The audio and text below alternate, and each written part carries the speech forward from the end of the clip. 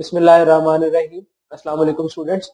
आज के लेक्चर में हम लोग जो टॉपिक कवर करेंगे that is going to be our empirical formula, combustion analysis and molecular formula. सबसे पहले तो हम लोग ये चेक करेंगे कि हमारे पास एम्पिरिकल फार्मूला होता क्या है।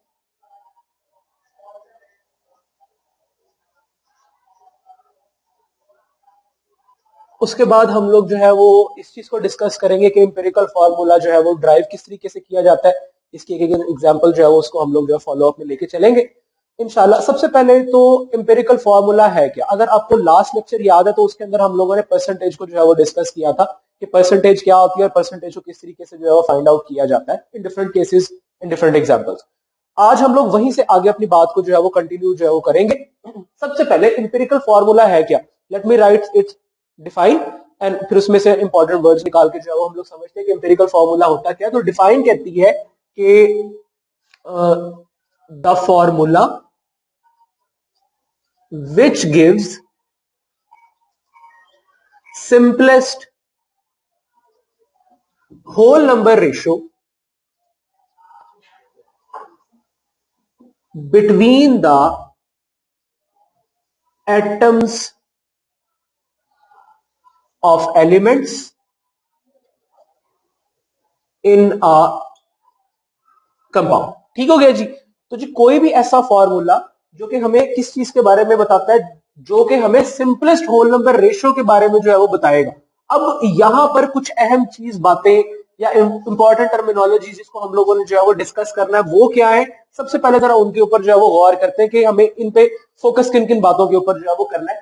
सबसे पहली चीज, कोई भी ऐसा फॉर्मूला जो कि हमें पहली चीज एक तो सिंपलेस्ट रेशियो देता हो, दूसरी बात कि वो रेशो आप लोगों के पास जो है वो होल नंबर भी हो, वो हमारे पास फ्रैक्शन की फॉर्म में जो है वो एग्जिस्ट ना करती हो। एग्जांपल से ये बात रिलेटिवली इजीली क्लियर हो सकती है। तो पहले इसी के साथ एग्जांपल को जोड़ते हैं और फिर वापस जो है वो इस बात की तरफ आते हैं तो रिलेटिवली थोड़ा सा इजी हो जाएगा।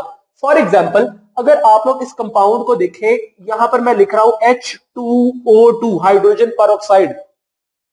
ठीक है जी, हाइड्रोजन पेरोक्साइड की बात जो है वो कर रहे हैं। अगर आप लोगों को इसके अंदर से इसकी एटॉमिक रेशो के बारे में बताऊं कि इसके अंदर एटॉमिक रेशो क्या बन रही है, तो इसके अंदर देखिए 2 हाइड्रोजन है और 2 ही ऑक्सीजन मौजूद है, तो इसकी एटॉमिक रेशो 2:2 बनती है। लेकिन this is not the simplest ratio. ठीक है, ये आपके पास सिंपल रेशो की फॉर्म में एग्जिस्ट नहीं कर रहा है। ये सिंपल नंबर अभी नहीं है, ये मजीद सिंपल हो सकता है। सबसे सिंपलेस्ट नंबर आप लोगों के पास 1 है, उससे ज्यादा सिंपल जो है वो आपके पास कुछ नहीं होता।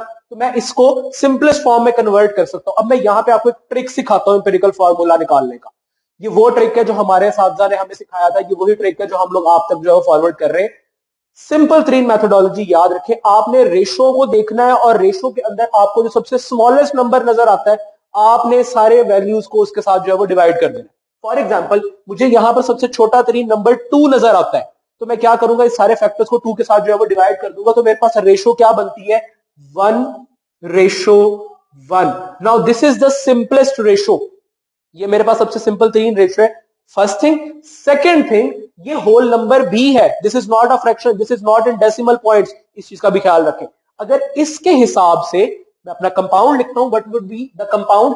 हाइड्रोजन के नीचे 1 लिखा है तो H, ऑक्सीजन के नीचे भी 1 आ रहा है तो O, यानी कि this is the empirical formula of hydrogen peroxide.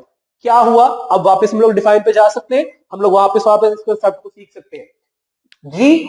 कोई भी ऐसा फॉर्मूला जो कि हमें क्या देता है, सिंपलेस्ट होल नंबर रेशियो। जी सिंपल भी है, देखिए सिंपल भी है और होल नंबर भी है। फ्रैक्शन में तो नहीं नजर आ रहा किसी भी सूरत में, तो फ्रैक्शन में भी नहीं है और सिंपल भी है आपके पास और होल नंबर भी है। This is your empirical formula. For example एक और एग्जाम्पल की तरफ जो है वो चलते। लेट्स सपोज कि मेरे पास एक कंपाउंड है, थोड़ा सा कंप्लेक्स कर रहा हूं एग्जाम्पल को, C6H12NO6 ग्लूकोज। अगर इसकी बात करें तो इसके अंदर जो एटॉमिक रेशो जो है वो हमारे पास निकलती है, तो कार्बन कितने हैं जी, 6 है। हाइड्रोजन कितने हैं, 12 है। ऑक्सीजन कितने हैं, 6 है। तो इसकी रेशो क्या बनी, 6:12:6। ठीक हो गया। तो अब हम लोगों ने क्या करना है, अभी ट्रिक सिखाया, ट्रिक से याद रख ले किस तरीके से फाइंड आउट करना है। यहां पर जो सबसे छोटा 3 नंबर नजर आपको आता है, आपने सबको उसके साथ डिवाइड कर देना। मुझे यहां पे सबसे छोटा नंबर 6 नजर आता है। 6 के साथ अगर इसको डिवाइड करता हूं तो 1:2:1। ठीक हो गया। इसी हिसाब से अगर कंपाउंड लिखूं तो कार्बन के नीचे 1 है, हाइड्रोजन के नीचे 2 है, ऑक्सीजन के नीचे 1 है, द कंपाउंड बिकम CH2O, यानी कि ये CH2O क्या है, this is the empirical formula of your glucose. ठीक है, सो दिस इज एम्पिरिकल फॉर्मूला। कोई भी ऐसा फॉर्मूला जो कि आपको सिंपलेस्ट होल नंबर रेशो देता है किसी भी कंपाउंड के बारे में, that is called as your empirical formula. Concept I hope so जो है वो आपके पास क्लियर जो है वो हो गया होगा। एक और एग्जांपल करते हैं और फिर हम लोग इसकी तरफ चलते हैं कि हम लोगों ने एम्पिरिकल फॉर्मूला को फाइंड आउट किस तरीके से करना है। For example C6 and H6 benzene पढ़ते हैं आप लोग। अगर हम लोग इसकी बात करें तो इसके अंदर रेशो क्या बनती है जी, 6:6। और अगर इसको सिंपलेस्ट रेशो में कन्वर्ट करूंगा तो फिर 1:1, क्योंकि सबसे स्मॉलेस्ट नंबर मुझे यहां पर 6 नजर जो है वो आता है। तो बेंजीन का एम्पिरिकल फॉर्मूला क्या होगा, CH। आई होप सो आपको ये वाला कंसेप्ट जो है वो क्लियर अब तक जो है वो हो गया होगा कि किस तरीके से आप लोगों के पास जो है वो एम्पिरिकल फॉर्मूला जो है वो बनता है, या एम्पिरिकल फॉर्मूला आप लोगों के पास जो है वो क्या होता है। मूविंग ऑनवर्ड, नेक्स्ट चीज की बात अब जो हम लोग करेंगे, that is going to be how we can determine our empirical formula. कि अगर आप लोग एम्पिरिकल फॉर्मूला फाइंड आउट करना चाहते हैं तो empirical formula basically find out किस तरीके से जो है वो होता है। तो हेडिंग हम लोग लगाते हैं कि डिटर्मिनेशन ऑफ एम्पिरिकल फॉर्मूला। जी, एम्पिरिकल फॉर्मूला किस तरीके से फाइंड आउट होगा, मैंने बहुत आसान से स्टेप्स जो है वो क्रिएट किए हुए हैं, जिसकी वजह से अगर आपको ये स्टेप्स याद रह जाए इंशाल्लाह न्यूमेरिकल आप लोगों का कभी गलत नहीं होने लगा, दैट इज फॉर श्योर। इस चीज को याद रखिएगा। सबसे पहला काम आप लोगों ने क्या करना है, जब भी आप लोगों ने एम्पिरिकल फॉर्मूला डिटरमिन करना है फ्रॉम द न्यूमेरिकल वैल्यूज, आप लोगों ने सबसे पहला काम क्या करना है, the first thing you are going to do is find the percentage. आप लोगों ने सबसे पहला काम करना है कि अपने परसेंटेज को जो है वो मालूम करना है। इन 90% न्यूमेरिकल्स आपके पास परसेंटेज दी हुई होती है। कोई एक आधा न्यूमेरिकल ही आप लोगों के पास ऐसा है जहां पर आपको परसेंटेज दी नहीं गई होगी और वहां पर आपको परसेंटेज मालूम करनी पड़ेगी। ठीक है, तो यहां पर सबसे पहला स्टेप क्या होगा, find out the percentage. Second step क्या होगा, second step is find the number of moles, या फिर हम इसको ग्राम एटम भी जो है वो कह सकते हैं। ठीक है, find out the number of moles और नंबर ऑफ ग्राम एटम। अब ये नंबर ऑफ मोल्स या number of gram atoms find out जो है वो आप लोग किस तरीके से करेंगे। नंबर ऑफ मोल्स का फॉर्मूला आपके पास होता है mess divided by molar mass. ठीक हो गया, ये फॉर्मूला आपको वैसे ही कुछ दिनों में जो है वो रट जाएगा, क्योंकि इसकी जरूरत जो है वो बहुत पड़ेगी। This is the most important concept of the chemistry. इस चीज को याद रख ले कि जब भी आप लोगों ने स्टिशियोमेट्रिक कैलकुलेशंस करनी हो, किसी भी तरह की कैलकुलेशंस करनी हो, this is the most important concept. यहां पर आप लोगों के पास ये कंसेप्ट सबसे ज्यादा यूज होने वाले कंसेप्ट के अंदर जो है वो कंसिडर होता है। ठीक हो गया, मूविंग ऑनवर्ड, इसके बाद आप लोगों ने क्या करना है, इसका मैं आपको एक ट्रिक भी सिखा देता हूं। अगर आप लोगों को थोड़ा सा मुश्किल लगे तो आप लोग याद रखिएगा कि जो भी आप लोगों के पास परसेंटेज आती है इस वाले स्टेप से, जो भी आप लोगों की परसेंटेज निकली है, आप लोग इसको भी अगर मोलर मैस के साथ डिवाइड करेंगे तो वो भी आप लोगों को यही वाला जवाब निकाल के दे देगा। ठीक हो गया, मूविंग ऑनवर्ड, थर्ड स्टेप में आप लोगों ने क्या करना है, थर्ड स्टेप में आप लोगों ने find the atomic ratio. Atomic ratio को जो है वो आप लोगों ने फाइंड आउट करना है। एटॉमिक रेशो को निकालने का तरीकाकार क्या है, बहुत आसान है, सिंपल सा। आप लोगों के पास जितने भी जवाब आए हैं, आप लोगों ने ये करना है कि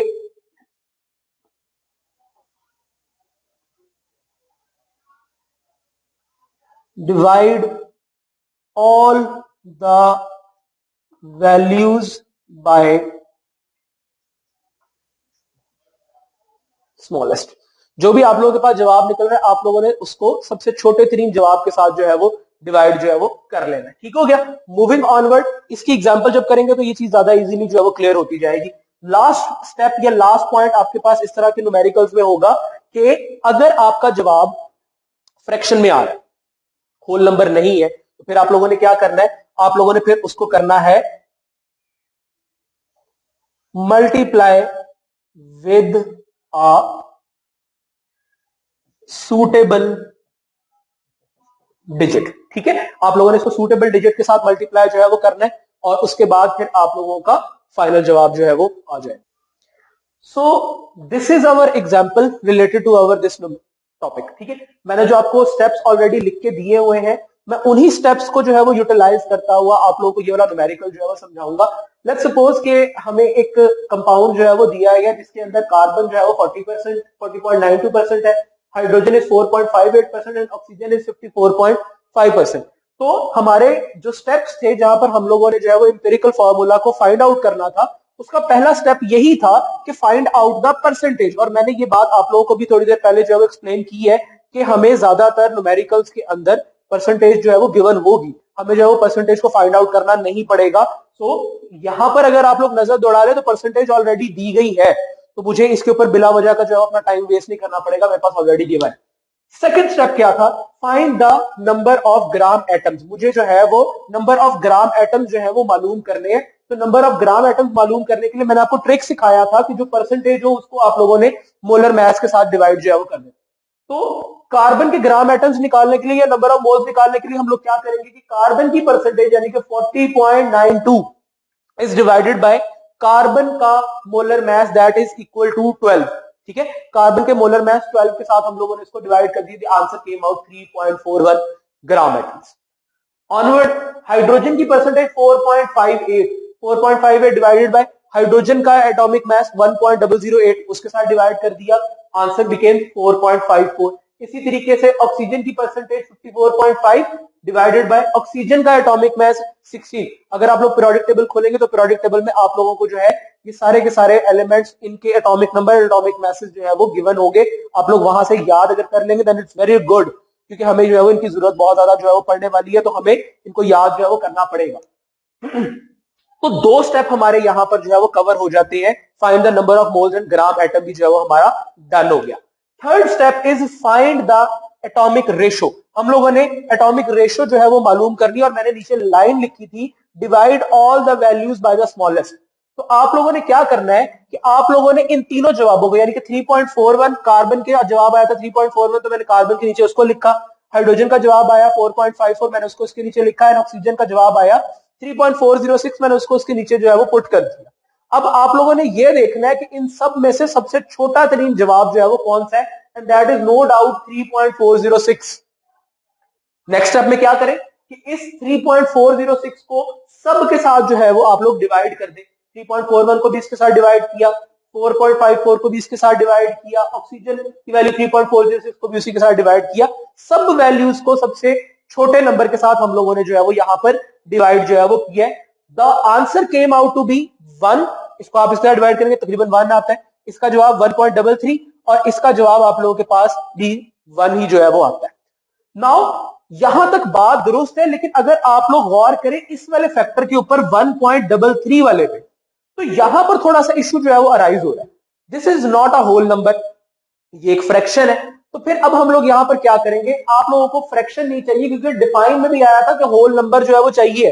तो हम लोगों ने क्या करना है, इसको खत्म करने के लिए इसको किसी लास्ट पॉइंट में लिखा था multiply with a suitable digit. आप लोगों को इसको सूटेबल डिजिट के साथ मल्टीप्लाई करना है। अब मैं आपको यहाँ पे छोटा ट्रिक भी सिखाता हूँ। अक्सर औकात आपके पास ऐसे न्यूमेरिकल्स जो है वो आएंगे जहां पर आप लोगों के पास जवाब जो है वो फॉर एग्जांपल 0.7, 0.8, 0.9 इस तरीके से जो है वो ओरिजिनेट होगा। तो वहां पर आप लोगों को बिला वजह सूटेबल डिजिट्स के साथ मल्टीप्लाई करने की जरूरत नहीं है। आप लोग उनको राउंड ऑफ कर लीजिएगा, answer will be good. Maximum याद रखिएगा कि कहां तक आप लोगों ने जो है वो मल्टीप्लाई करना है। आप लोगों के पास जवाब अगर 0.5, 0.6 तक आता है, ठीक है, तो फिर आप लोग मल्टीप्लाई करने के बारे में सोचिए। लेकिन उसके ऊपर अगर जवाब आता है 7, 8, 9 यहां तक जवाब आ रहा है, बराए मेहरबानी उसको मल्टीप्लाई मत करें, उसको राउंड ऑफ करके अपना जवाब जो है वो निकाल लें। और यही चीज आपके मोस्टली न्यूमेरिकल्स में है भी, आपको नजर भी जो है वो आएगी। सो अब यहां पर मुझे इसको मल्टीप्लाई जो है वो करना है।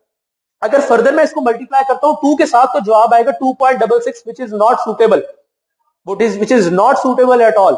ठीक है, हमारा जवाब फिर भी फ्रैक्शन में जो है वो जा रहा है, वो 2.66 हो रहा है, मुझे किसी काम का नहीं है, तो 2 इज नॉट सुटेबल। अगले नंबर पे चले, 3 के साथ मल्टीप्लाई करता हूं, 3 रेशो 3.99, हाँ जी 3.99 को हम लोग राउंड ऑफ कर सकते हैं। 3.99 को अगर हम लोग राउंड ऑफ कर लें, दिस बिकम्स 4, तो जी 3 इज द सुटेबल। सबको 3 के साथ मल्टीप्लाई किया, the answer came out to be 3:4:3। अब कार्बन के नीचे 3 लिखा हुआ है तो C3, H के नीचे 4 लिखा हुआ है तो H4, ऑक्सीजन के नीचे 3 लिखा हुआ है तो O3। ठीक है, तो this became the formula, this became the empirical formula of our compound. So this is as a whole topic of empirical formula, जिसमें हम लोगों ने empirical formula के define देखी, फाइंड आउट कैसे करते हैं, उसको डिटरमिन करना हो न्यूमेरिकल वैल्यूज के लिए तो वो किस तरीके से किया जाता है। आई होप सो आप लोगों को इस लेक्चर की समझ आई होगी। अगर इस लेक्चर से रिलेटेड कोई भी क्वेश्चन है, feel free to ask any of your queries. ठीक है, इंशाल्लाह नेक्स्ट लेक्चर में आप लोगों से मुलाकात होती है। अल्लाह हाफिज।